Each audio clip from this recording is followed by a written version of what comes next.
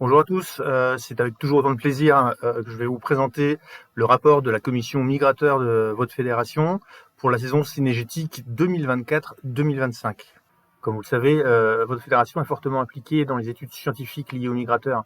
D'ailleurs, Jean-Paul l'a souligné, on est bien d'accord que sans science, les migrateurs ne seront plus chassés. C'est pour ça qu'on s'est fortement impliqué ces dernières années. J'en veux même pour preuve que la présidence du conseil scientifique et technique d'ISNEA, l'Institut scientifique Nord-Est Atlantique, est aujourd'hui assurée par la fédération en la présence de Jean-Paul. Justement, dans le cadre des travaux encadrés par ISNEA, votre fédération, comme les années précédentes, participe encore au comptage, qu'il soit des comptages stock, SMTE ou choc. On alimente aussi le réseau Colombidé, le réseau CAI, en partenariat avec la FNC et l'OFB. L'année dernière, je vous avais parlé aussi d'un projet qui s'appelait Vaniolir. Vaniolir consistait, je ne sais pas si vous vous en souvenez, mais à déterminer l'âge et le sexe des vanneaux, notamment à l'aide de l'intelligence artificielle par rapport à des critères qui étaient encore des critères inconnus. Pour vous dire que ce programme a été inspirant, aujourd'hui il est décliné au niveau national et les Ardennes y participent encore, mais décliné sous une autre forme qui va s'appeler limicolir et qui va consister à faire ce même protocole mais sur l'ensemble des limicoles. Bon, vous vous doutez bien que je n'allais pas non plus vous épargner de ce qui va suivre. Maintenant que vous y êtes habitué, vous en demandez souvent. Donc voilà, cette année, une fois de plus, nous avons équipé 25 vanneaux de balises GPS et quelques canards de bagues. Je tiens d'ailleurs à remercier les services de la préfecture pour nous aider dans cette démarche administrative qui consiste justement à suivre ou assurer le suivi spatio-temporel des vanneaux. Parmi ces vanneaux, un vanneau surnommé Mimi en hommage à Michel qui nous a quittés cette année, est aujourd'hui à la frontière entre la Pologne et la Biélorussie. Deuxième exemple, alors là un peu plus cocasse, le vanneau Céline qui a été équipé en 2023, qui est allé, alors là, vous allez voir sur la cartographie quelque chose d'impressionnant, en Russie au nord du Kazakhstan, sur le fleuve Ob, et qui, lors de son retour, nous a surpris puisqu'elle se trouve sur une tour aéro-réfrigérante d'une centrale nucléaire polonaise. Alors vous allez me dire pourquoi. Bon, je pense que tout simplement elle a été prédatée par un rapace et qu'elle se trouve actuellement, où sa carcasse et la balise, dans le nid qui doit se trouver en haut de cette tour aéro-réfrigérante. J'espère juste que nos amis polonais, quand ils découvriront cette balise, ne pensent pas qu'on les espionne autour de leurs installations nucléaires. Allez, pour terminer ce premier volet, j'insiste fortement auprès de tous les détenteurs d'appelants, de chasseurs de gibier d'eau. Voilà, j'insiste sur le fait qu'ils doivent systématiquement nous renvoyer la déclaration annuelle de leurs appelants pour pouvoir, en cas de grippe aviaire, continuer à utiliser leurs appelants à la chasse. C'est important de le faire, non seulement pour des mesures sanitaires, mais aussi en cas de contrôle. Puisque j'en suis sur les contrôles, j'invite fortement à l'ensemble des chasseurs, et je dis bien tous les chasseurs, à déclarer l'ensemble de leurs prélèvements sur l'application, qui est une application très simple à utiliser, qui s'appelle ChasseAdapt. Vous prélevez un pigeon, vous le déclarez le pigeon, vous prélevez une grive, vous déclarez la grive, le lièvre, vous pouvez le faire aussi. Aujourd'hui, on nous demande des comptes, on nous demande de savoir quelle quantité d'espèces on prélève en France. C'est grâce et uniquement grâce à cette application qu'on y arrivera. Donc j'insiste fortement sur cette application ChasseAdapt et son utilisation systématique à la chasse.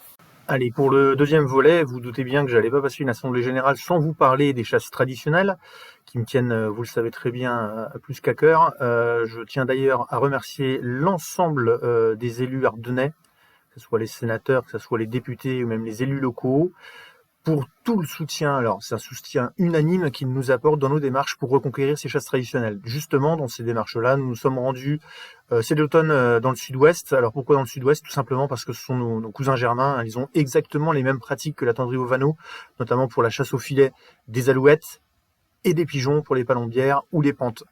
Alors voilà, on a formé une espèce de coalition ou d'entente pour essayer de reconquérir ce qui nous a été retiré.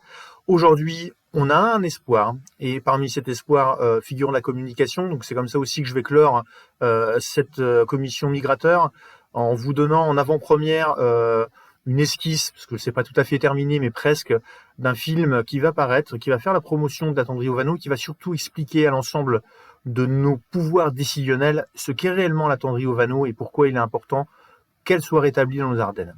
Voilà, merci de votre écoute, et puis donc à très bientôt. Les autorités ont suspendu en 2021 la tendrie au vanneau. Pourtant, cette chasse patrimoniale répond aux exigences de la directive oiseaux, qui encadre strictement la chasse aux oiseaux présents sur les territoires européens des États membres. Rappelons que pendant des décennies, cette chasse a été jugée conforme à cette directive avant que tout récemment, le Conseil d'État en fasse une nouvelle interprétation. La tendrie au vanneau respecte des quotas de prélèvement. C'est une chasse sélective sans capture accidentelle ni erreur qui, associée à un contrôle rigoureux de la part de la police de la chasse, ne dispose d'aucune alternative satisfaisante au sens de la directive. Contrairement aux idées reçues, la tendrie ne met pas en danger les populations de vanneaux huppés et de pluviers dorés. Avec des populations européennes estimées à 4,9 millions d'individus pour le vanneau huppé et à 2,5 millions d'individus pour le pluvier doré, les prélèvements annuels autorisés en France, 1200 vanneaux et 30 pluviers, représentent moins de 1% de la mortalité annuelle moyenne de ces deux espèces.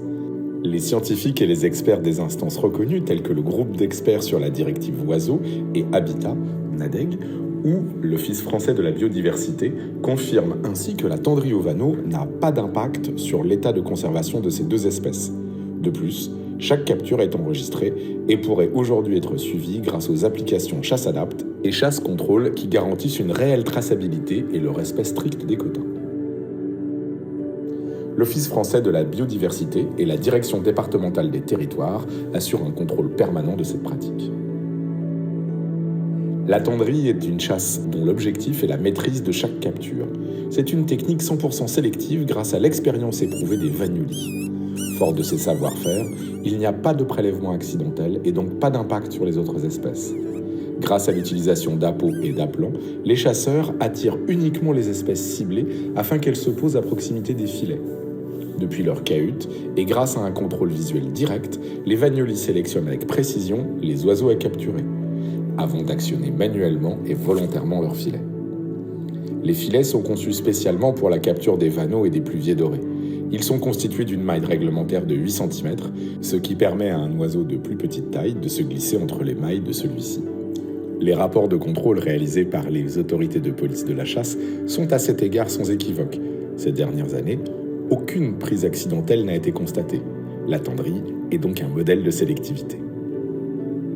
La tendrie n'est pas un simple mode de prélèvement, c'est un savoir-faire minutieux, une approche qui respecte les cycles de la nature et s'intègre harmonieusement à l'environnement. Les dérogations prévues par la directive visent à prouver qu'il n'y a pas d'autre solution satisfaisante à cette pratique, comme la chasse à tir. Elle ne provoque ni blessure, ni stress généralisé sur les populations d'oiseaux ainsi chassés. De plus, les populations prélevées au filet sont limitées à de petites quantités d'oiseaux dans le cadre des quotas ministériels. Ce mode de chasse ne provoque d'ailleurs aucun dérangement pour les autres espèces. Les vagnolis ne sont pas seulement des chasseurs, ils sont aussi les premiers défenseurs des milieux qu'ils occupent. Sans eux, les guioles, ces zones humides où se posent les vanneaux, disparaîtront au profit de l'agriculture intensive. L'entretien et la restauration de ces espaces entraînent des conséquences écosystémiques positives sur la faune et la flore. Là où une tendrie disparaît, ces habitats se dégradent, entraînant un appauvrissement de la biodiversité. Qui plus est, avec cette méthode de capture non létale, les vagnolis contribuent au bagage et à la pose de balises GPS qui permettent de disposer d'un suivi spatio-temporel des espèces et d'améliorer de ce fait leurs connaissances spécifiques. Pratiquée exclusivement dans 16 communes des Ardennes, la tendrie est bien plus qu'une chasse. C'est un patrimoine culturel transmis de génération en génération, un savoir-faire artisanal que seule une poignée de passionnés partagent. Autour des filets, on transmet une culture, des histoires, un mode de vie. Aucun vagnoli ne chasserait au fusil un vanneau qu'il ne pourra attraper au filet. Leur plaisir est ailleurs. C'est l'art de comprendre et d'attirer des oiseaux pour qu'ils se posent, pas celui de manipuler un fusil. Avec moins d'une quinzaine de pratiquants, l'enjeu est à la fois la conservation des milieux, mais également celui de la sauvegarde d'un patrimoine culturel fragile et unique. Interdire définitivement la tendrie au vanneau, c'est une fois de plus couper le lien qui relie les hommes à leur territoire. C'est laisser disparaître un pan entier du patrimoine ardennais. La tendrie n'est pas une menace, elle est un exemple d'équilibre entre nature, culture et respect des espèces. À l'heure où la biodiversité souffre du recul des zones humides, il est absurde de priver les territoires de ceux qui, depuis des siècles, les préservent activement.